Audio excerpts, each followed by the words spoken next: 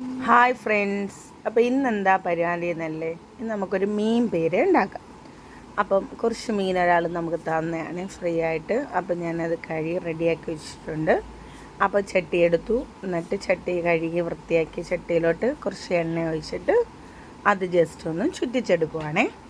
കാരണം നമ്മളിത് അടി പിടിക്കാതിരിക്കാൻ വേണ്ടി ചെയ്യുന്ന വില. പിന്നെ മീനെല്ലാം ഇട്ട് നല്ല വെട്ടം, നല്ല പാടായിരുന്നു, കയ്യിൽ മുള്ളൊക്കെ കൊണ്ടു. പക്ഷെ കുഴപ്പമില്ല, തിന്നുമ്പോൾ ടേസ്റ്റ് കഴിയുമ്പോഴത്തേന് ആ കുത്തിയ നോവൊക്കെ അങ്ങ് പൊക്കോളും. പിന്നെ ഇത് തേങ്ങാപ്പീര ഇട്ടു. തേങ്ങാപ്പീര ഒന്നും ചതച്ചിട്ടില്ല, അങ്ങനത്തെ ഇടുവാണ്. പിന്നെ പച്ചമുളക്, എരിയുള്ള പച്ചമുളകാണ്, അത് ഞാൻ ഇടിയോറിലിനകത്തിട്ട് ഇടിച്ചാണ്. പിന്നെ കരിയാപ്പില, തക്കാളി ചെറുതായിട്ട് കട്ട് ചെയ്തതാണ്. കാരണം ഈ കൊച്ചുള്ളി, ഇഞ്ചി, പച്ചമുളക് ഇതൊക്കെ നമ്മൾ ചതയ്ക്കത്തുള്ളൂ കേട്ടോ.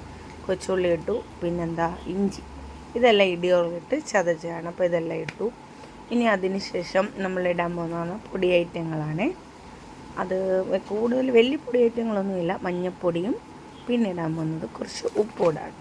അപ്പോൾ അതിൻ്റെ ഇടയ്ക്ക് തോട്ടുപുളി ഇട്ട് കൊടുത്തിട്ടുണ്ട്. തോട്ടുപുളി നേരത്തെ വെള്ളത്തിലിട്ട് കുതിർത്ത് വെച്ചാണ്. പിന്നെ ഇപ്പം എന്ത് ആവശ്യത്തിനുള്ള ഉപ്പൊക്കെ ഇട്ട് ഇനി ഇതെല്ലാം അവിടെ നല്ല വൃത്തിയായിട്ട് മീനുമായിട്ടൊന്ന് പുരട്ടി സെറ്റ് ചെയ്ത് വെക്കണം.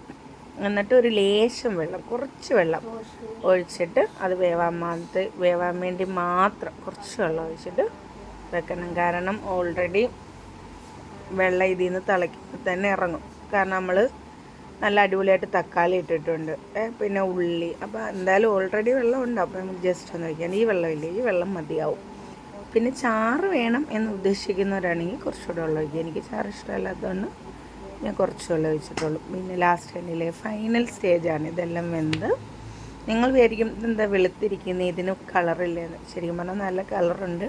പക്ഷെ ഫോണിൻ്റെ ഫിൽറ്റർ കൂട്ടിയിട്ടപ്പോൾ മഞ്ഞ കളറ് വേറെ ഏതോ കളറായിട്ടുണ്ട് കേട്ടോ.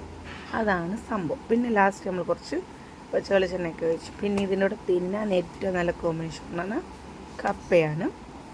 കപ്പ സത്യം പറഞ്ഞാൽ ശരിക്കും വെന്തില്ല, എന്നാലും ഞാൻ കുറച്ച് നേരം ഇട്ട് വേവിച്ച് ഒരു പരുവത്തിനൊക്കെ റെഡിയാക്കിയിട്ടുണ്ട്, കണ്ടില്ലേ. പിന്നെ തിന്നുമ്പോൾ നല്ല ക്ഷമ വേണം.